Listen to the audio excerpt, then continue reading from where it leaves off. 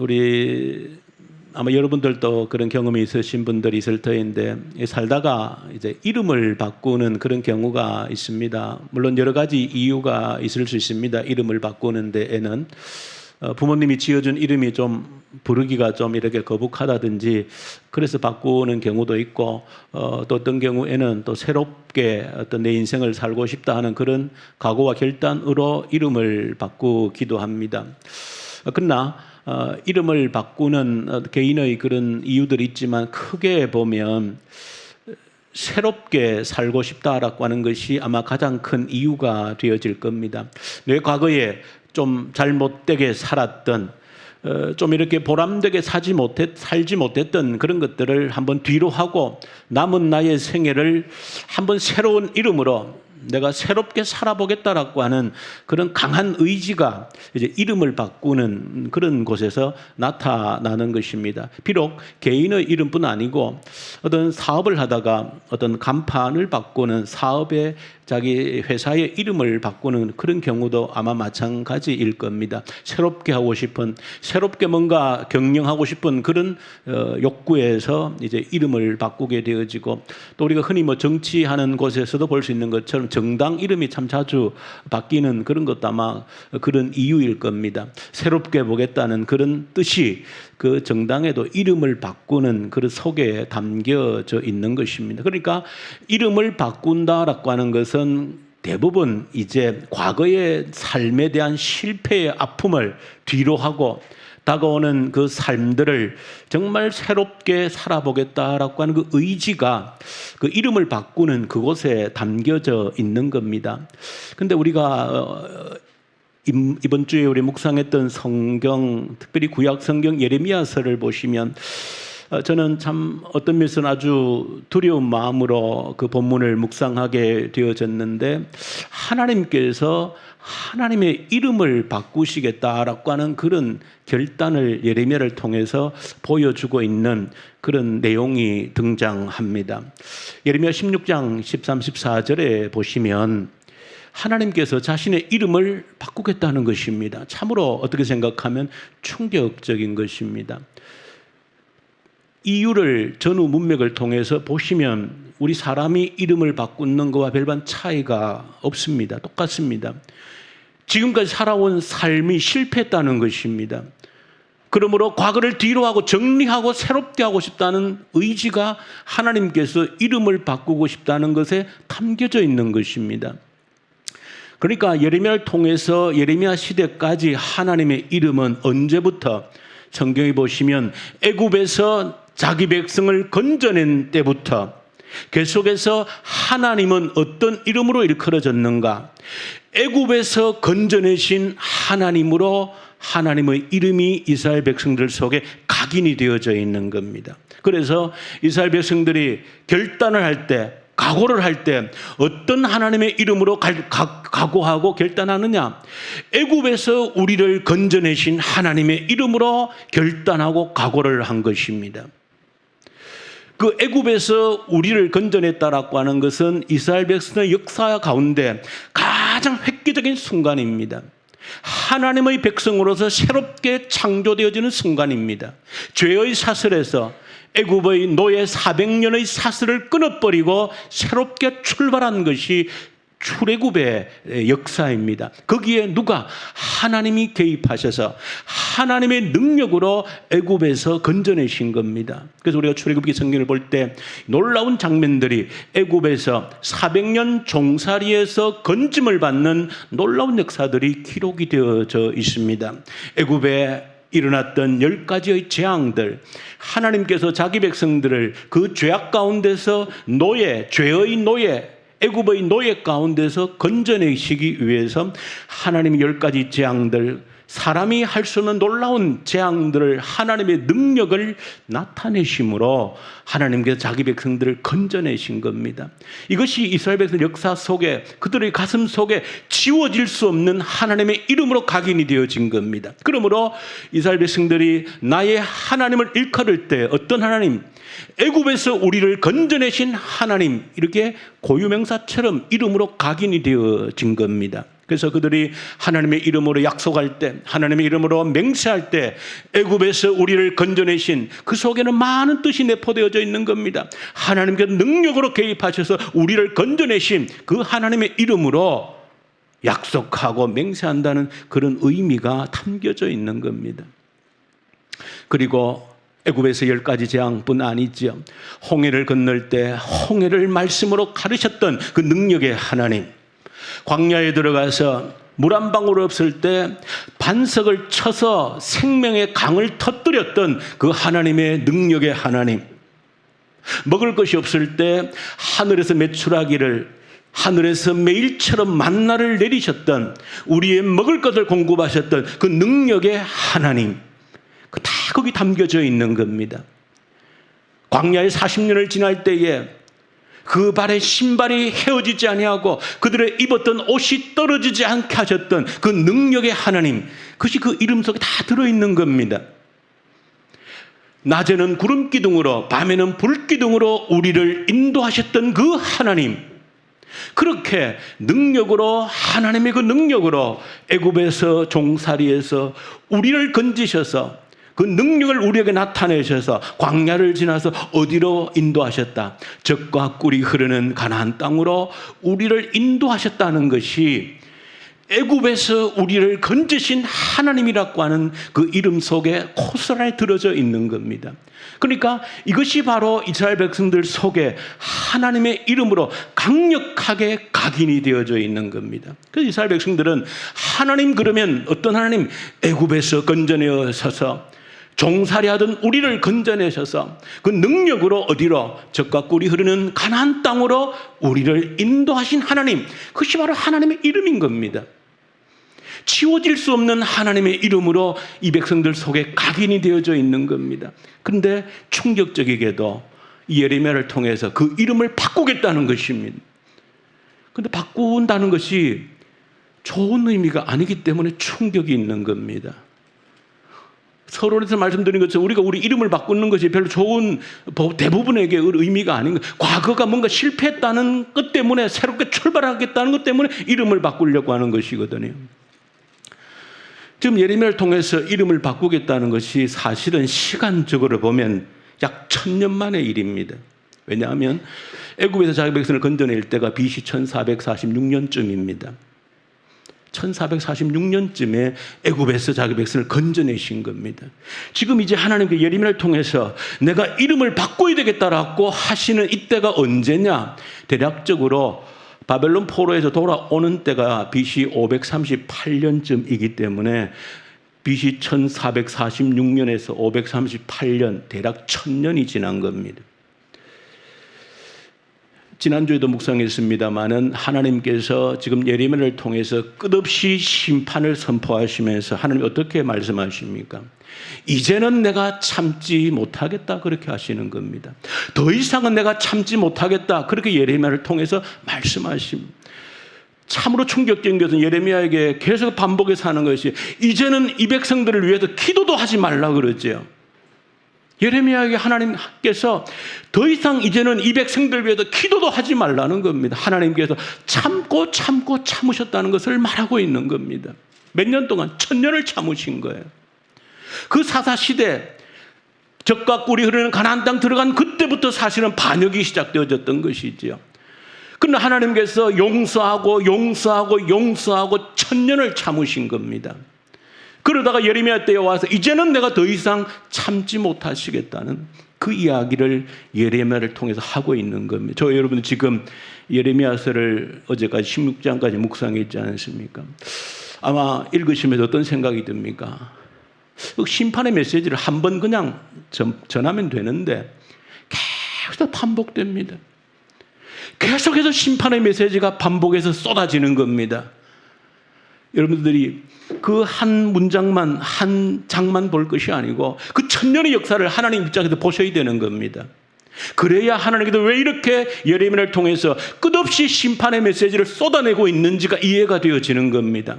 그저 한번 결단하고 한번 매를 대야 되겠다, 그런 결단으로 지금 심판의 메시지를 쏟아내는 것이 아닙니다. 1000년을 기다리신 겁니다.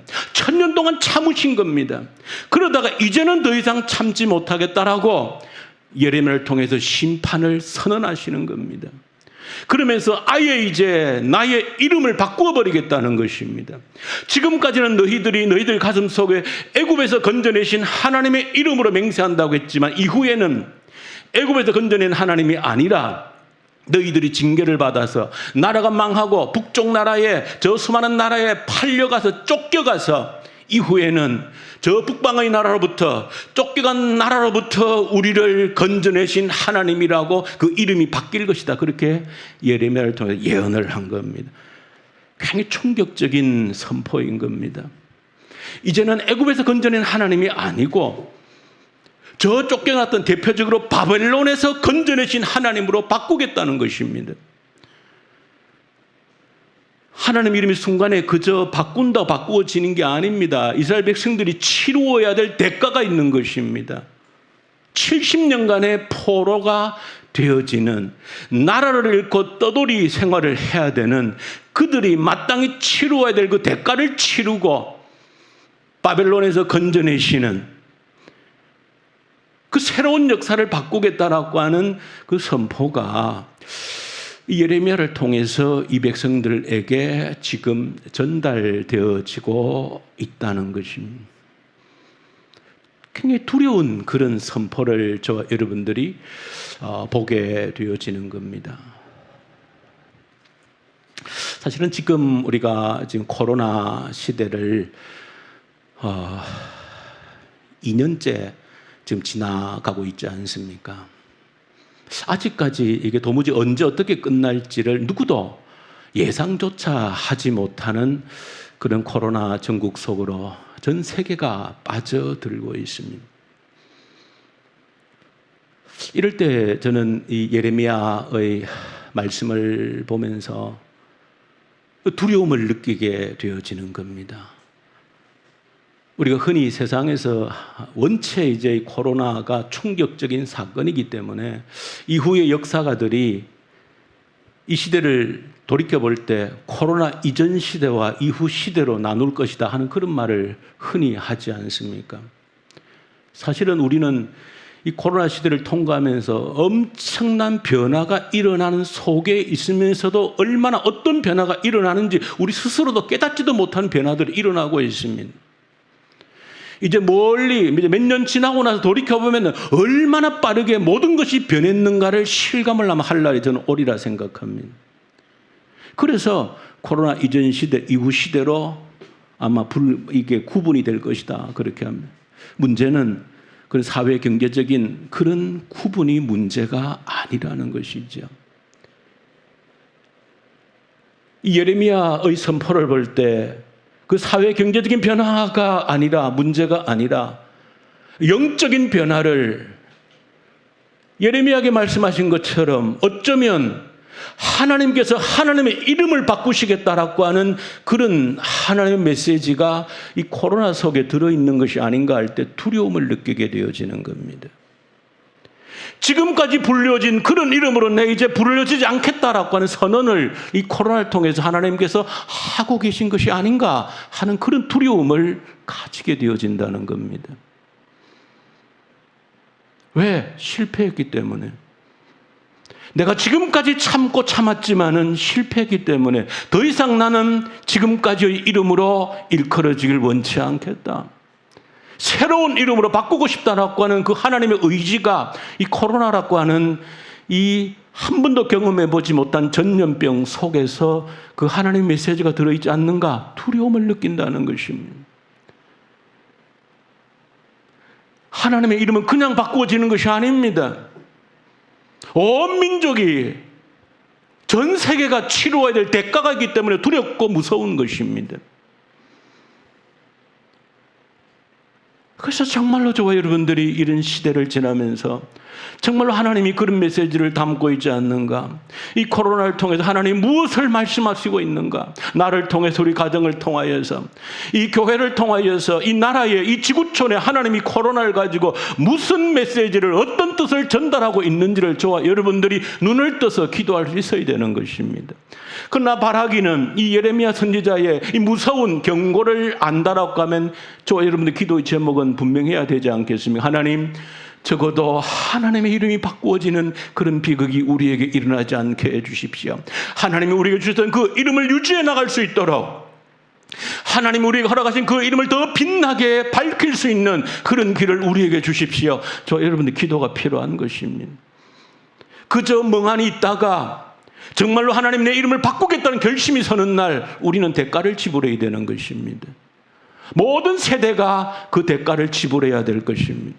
그런 때가 오지 아니하도록 저와 여러분들이 깨어서 어떻게 해야 하나님께서 그 진노를 거두시고 한 번 더 우리에게 기회를 허락하셔서 우리에게 주신 그 이름 그대로 유지할 수 있는 길이 없겠는가 기도해야 될 때라는 것이죠.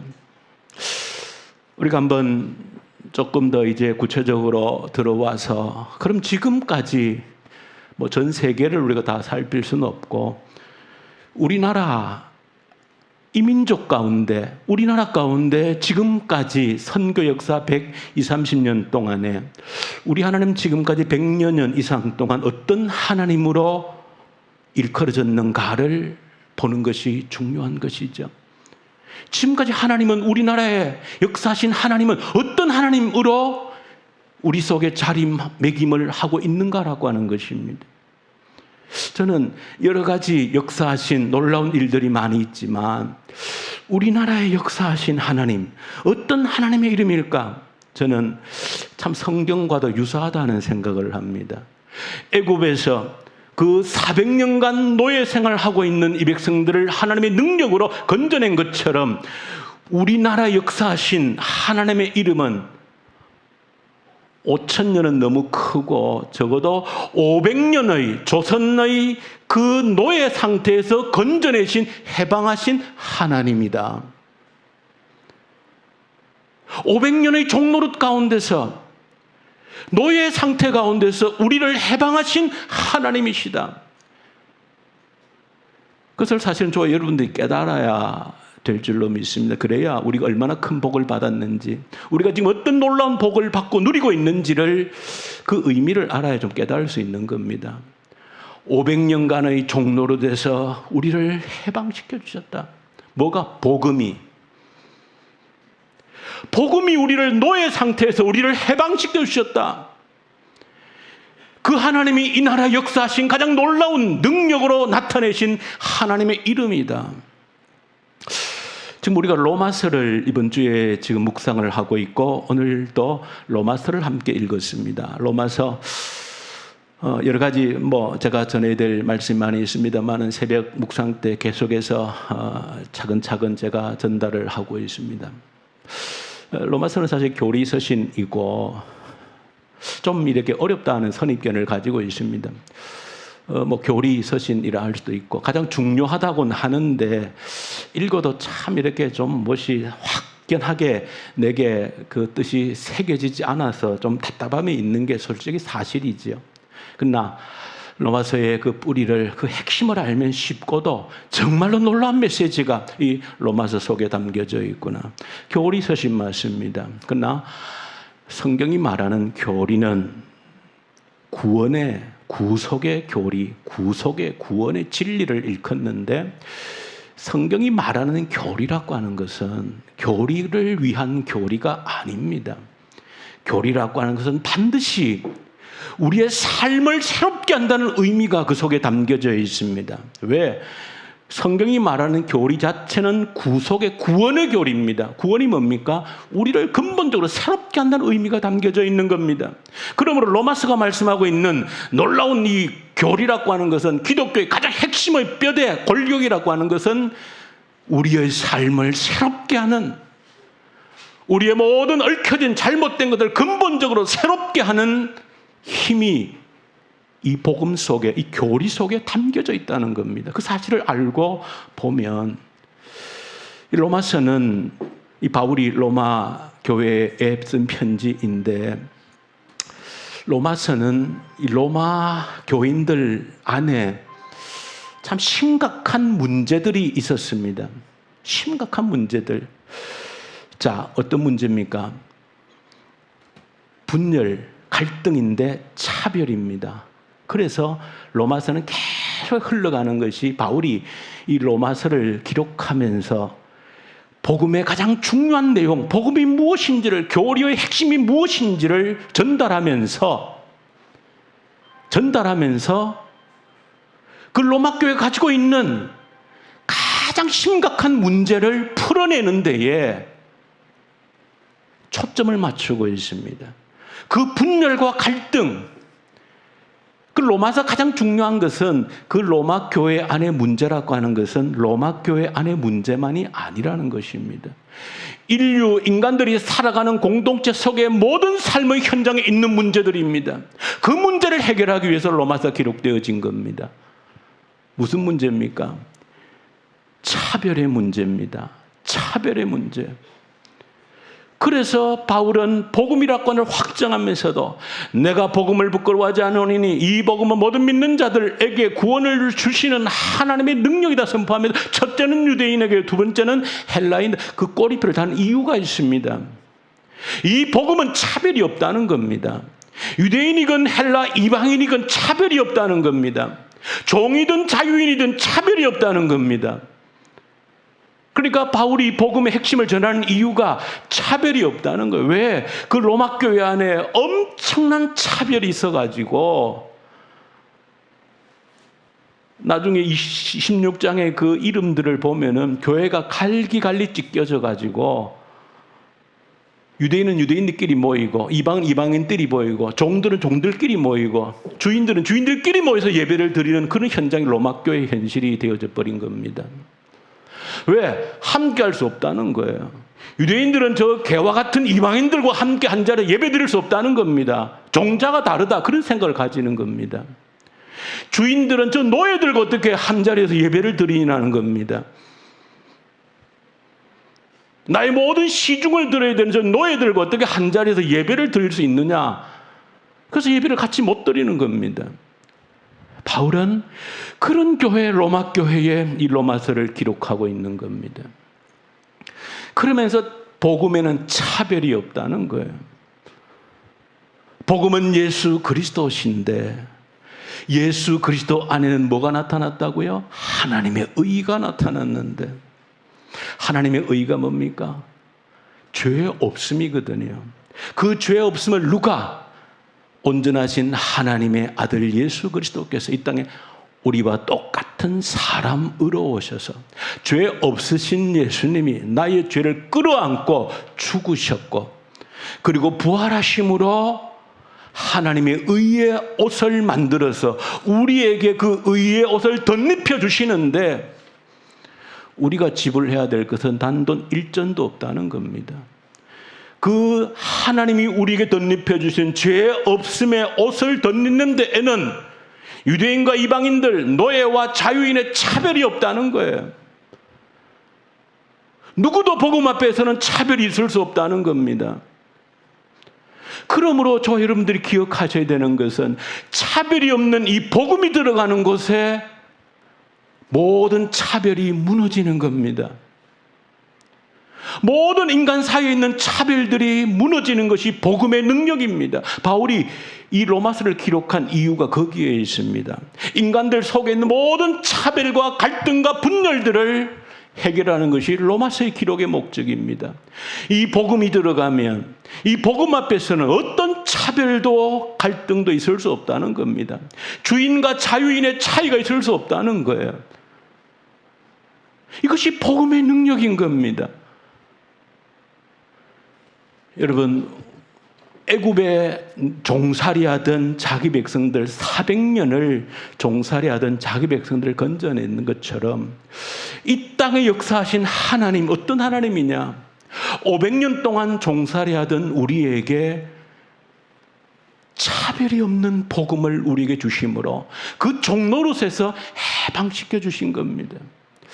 잘 우리가 이런 사실들을 잘 모릅니다. 왜냐하면 아쉽게도 어쩔 수 없는 것이죠. 우리 역사이기 때문에 사실은 우리도 우리 역사를 부끄러운 것을 잘 드러내지 않으려고 하는 속성들이 있습니다. 그럼 한편 이해가 되어지는 겁니다. 그러니까 우리나라 역사를 좋게만 미화를 하죠. 그럼 어느 나라 역사 다 마찬가지. 자기들 아픈 역사, 허물, 부끄러움을 여과 없이 드러내는 그런 역사는 잘 없어요. 그러나 정말로 우리의 역사를 들여다보면 그런 부끄러움의 역사가 있다는 겁니다.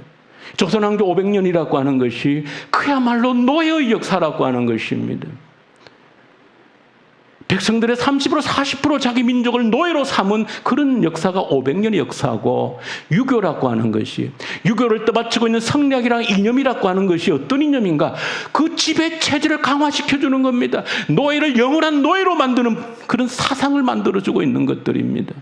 그런 것들이 500년을 유지시켜 온 겁니다. 그런 속에서 발전이 있을 수 없는 것이죠. 발전이 있을 수 없는 겁니다. 그 암흑 속에서 500년을 지나오다가 결국 나라의 국권까지 잃어버린 겁니다. 종에서 종노릇에서 차별이 있는 곳에서 헤어나지 못하면 우리 인간에게 주어질 수 있는 어떤 복도, 그 조선의 500년을 우리가 지나오면서 지배한 자들도 안타까운 것이죠. 왜? 인간을 그렇게 이해했기 때문에. 인간은 태어날 때부터 종이 따로 있고 노예가 따로 있고 주인이 따로 있다라고 하는 그런 생각 자체에 사로잡혀 산다는 것이 얼마나 무서운 일입니까?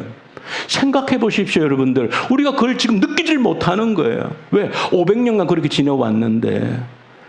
우리 머릿속에 여러분들 상상해도 끔찍하지 않습니까? 마치 우리가 지금 태어났는데 우리는 태어날 때부터 종이 있고 주인이 있다라고 그런 생각이 우리 머릿속에 있다라고 상상만 해도 충격적이지 않습니까?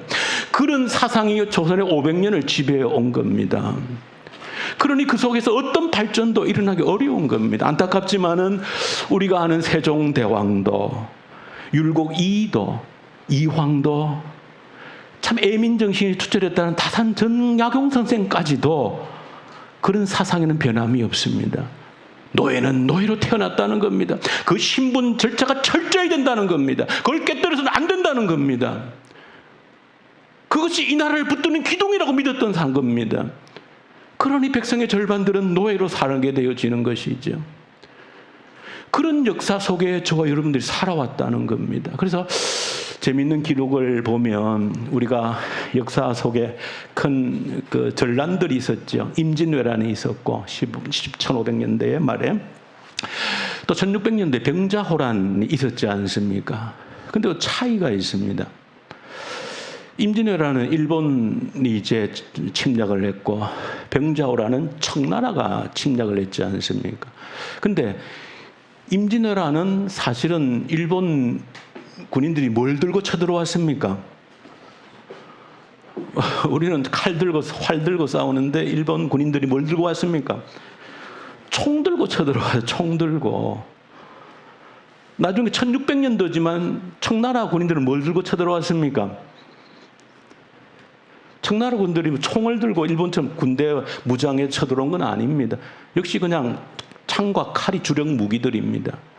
그런데 청나라에는 항복을 하지 않습니까?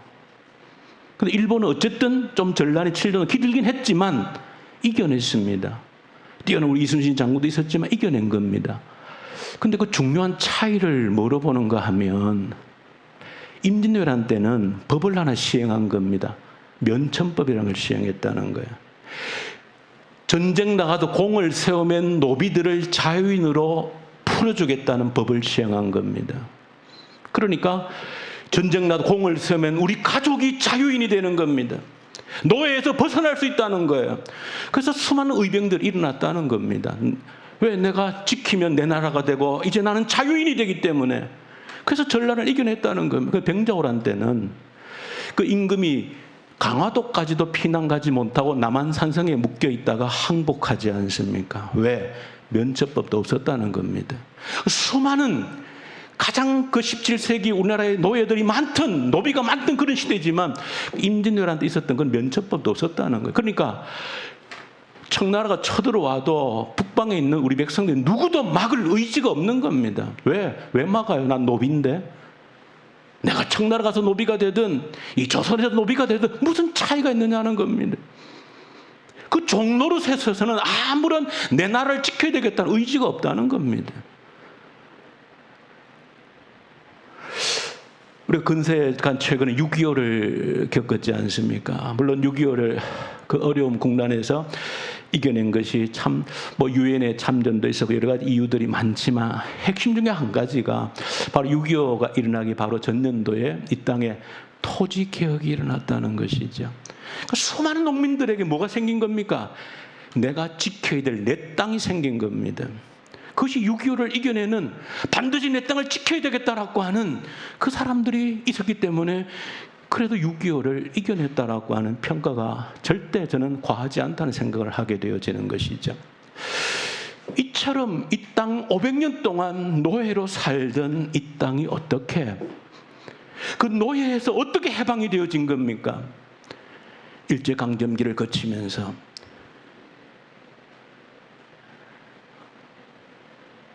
복음을 통해서 해방되어졌다는 사실을 저 여러분들이 잊지 않아야 되는 겁니다. 모든 사람에게 차별이 없다라고 하는 복음이 그 어두운 시대에 이 조선을 뚫고 들어온 것 아닙니까? 그게 저와 여러분들이 알아야 될 진짜 역사인 겁니다. 그 종의 역사 속에 복음 앞에서는 아무도 차별되어질 수 없다라고 하는 그 복음이 이 땅에 그 가장 어두웠던 시기에 이 땅을 아래로부터 뚫고 들어온 것입니다. 그것이 이 땅을 변화시켰다는 사실을 저 여러분들이 기억을 하셔야 되는 겁니다. 그것이 오늘 저와 여러분들을 만들었다는 사실을 기억하셔야 되는 겁니다. 복음이 들어와서 아무도 차별될 수 없는, 종과 노예가 더 이상 있을 수 없는, 하나님 앞에서 모두가 똑같은, 왜? 그 구원의 영원한 생명을 얻는데 부자라고 해서 일전을, 주인이라고 해서 일전을 더 보탤 게 없다는 게 로마서의 핵심입니다. 똑같다는 것입니다. 이 복음 앞에 우리가 세워질 때, 이 복음이 이 나라에 들러와서 아래로부터 퍼질 때에 종으로부터, 노예로부터 이 땅이 해결됨으로써 자유함을 얻음으로써, 복음의 자유가 이 땅을 지배하게 됨으로써 이 나라에 발전이 온 것입니다. 여러분, 지금도 북한 땅에 굶주림이 온다고 하지 않습니까? 저는 아주 우리가 볼 수 있는 분명한 사실이라고 생각해요. 왜? 북한은 우리 인구보다 절반밖에 되지 않습니다. 그런데 식량이 해결되지 않는다는 것 아닙니까? 북한이 어떤 곳입니까? 아직도 공산주의 나라가 아니고 조선 왕조가 그대로 이어지고 있는 겁니다. 그래서 백두혈통이라 하지 않습니까? 왕조가 그대로 있는 겁니다. 백성의 모두 대부분은 노예들입니다. 거기에서는 어떤 발전도 있을 수가 없는 겁니다. 지금도 21세기도 굶주림에 허덕여야 되는 겁니다.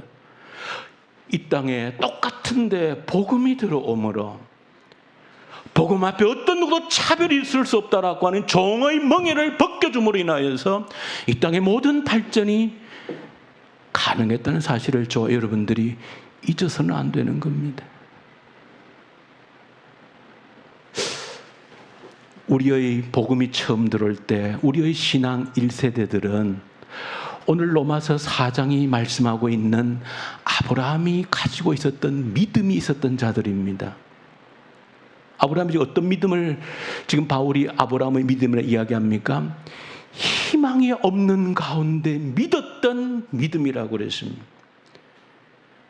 너의 자손들을 하늘의 별처럼 바다의 모래알처럼 자손들을 번성하게 해주겠다 했는데 지금 현실은 뭡니까?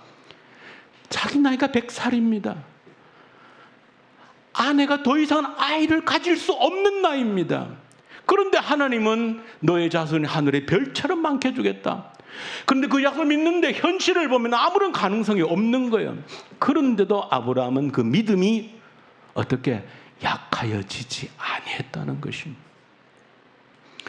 우리의 믿음의 1세대들, 복음이 처음 들어왔을 때 나라의 국권이 빼앗긴 암흑기였습니다.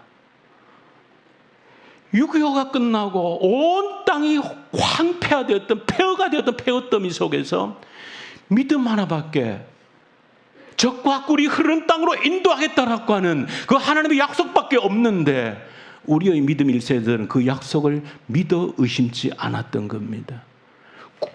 배를 굶주리면서도, 먹을 것이 없는 굶주림 속에서도 하나님이 그 약속을, 하나님이 복을 주시겠다고 하는 그 약속을 잃어버리지 않았다는 것입니다.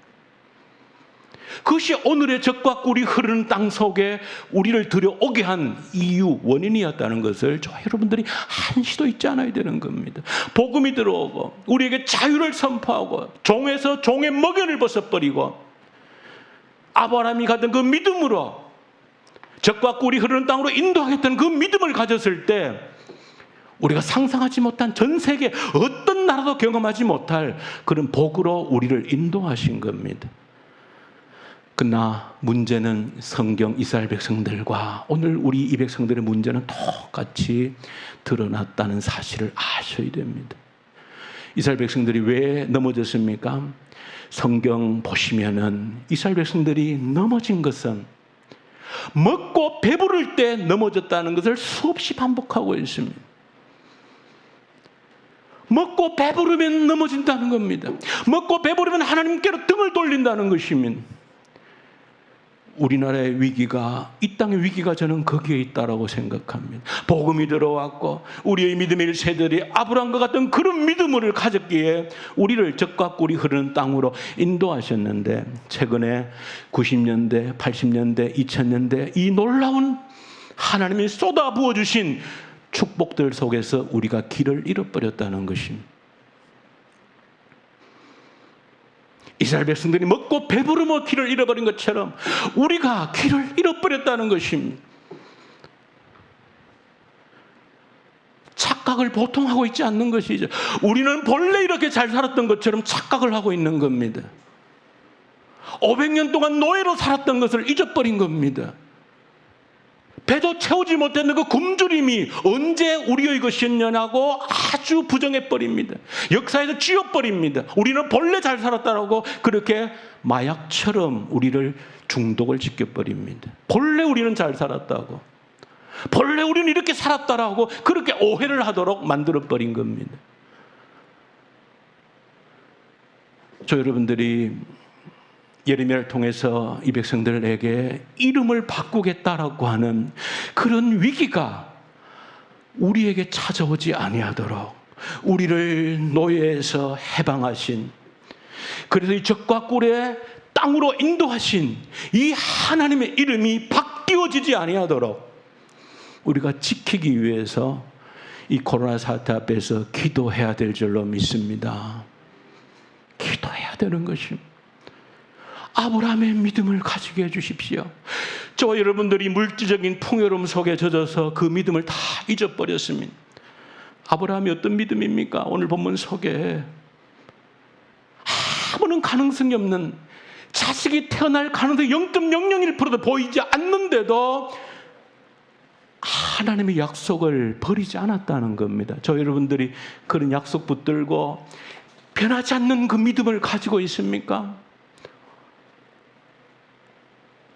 영적으로 변하지 않는 사람들을 보고, 도무지 변화되지 않는 사람을 보고, 변화되지 않는 우리 자녀 세대들을 보고 이제는 안 된다 포기하고 안 된다라고 하지만, 그런 얘기를 하지만, 그러나 아브라함 믿음을 가지고 아무런 가능성이 안 보여도 하나님이 약속하셨기에, 하나님이 된다고 약속하셨기에, 성령이 임하시면 에스겔의 그 마른 땅 뼈다귀가 거룩한 군대로 일어나는 그 된다라고 성경이 약속했기에 나는 믿습니다라고 기도하는 자가 얼마나 있느냐라고 하는 겁니다. 상황은 전부 다 안 된다는 것밖에 없습니다. 안 돼. 우리는 이 풍요로움에 취해서 손가락 하나 까뜩하기를 힘들어합니다. 우리의 신앙의 선배들이 굶고 굶주리면서도 그저 주일이면 몇십 리를 걸어서, 새벽 기도를 몇십 리를 걸어서 매일 다녔던 그런 우리의 1세대 신앙의 선배들임에도 불구하고 우리는 발걸음 하나 옮겨놓기를 힘들어합니다. 이래서 힘들고 저래서 힘들고, 이래서 시간 저래서 시간 없고. 정말로 저와 여러분들이 아브라함의 그 믿음이 있다라고 하면 아무런 희망이 보이지 않아도 도무지 세상이 변할 것 같지 않고 사람 변할 것 같지 않고 우리의 다음 세대가 도무지 변할 것 같지 않는 그런 속에서라도 아브라함 믿음이 필요한 겁니다. 왜? 성경을 보면 가능하다고 했기 때문에, 변할 수 있다고 기록하고 있기 때문에. 저 여러분들이 이 믿음을 붙들어야 하나님께서 그 이름을 바꾸는 그런 심판이 우리에게 임하지 않을 줄로 믿습니다. 하나님이 한번 이름을 바꾸신다 결단하면 우리는 그 대가를 지불해야 되는 겁니다. 그리고 이 복음 앞에서 차별이 없도록, 이 코로나 앞에서 저 여러분들이 또다시 교회 안에서부터 차별이 있는 게 아닌지를 살펴보셔야 되는 겁니다. 차별 때문에 온갖 분열과 갈등이 생긴다면 그것은 이 코로나를 통해서 하나님이 어쩌면 이름을 바꾸시겠다라고 하는 원인이 될 줄도 모릅니다. 교회 안에서 다시 차별이 생기는, 분열과 갈등 속에서 고통스러워한다라고 하면 그것이 하나님이 이름을 바꾸겠다라고 하는 그런 선포가 내려질지도 모른다는 사실을 저 여러분들이 기억하고, 이 풍요로움 속에서 갈 길을 잃어버리지 아니하도록 저 여러분들 이 코로나 시대 앞에서 깨어서 기도하는, 그 하나님의 이름이 변함이 없도록 붙들고 기도할 수 있는 저와 여러분들 될 수 있기를 간절히 소망합니다. 아버지 하나님 은혜를 감사합니다.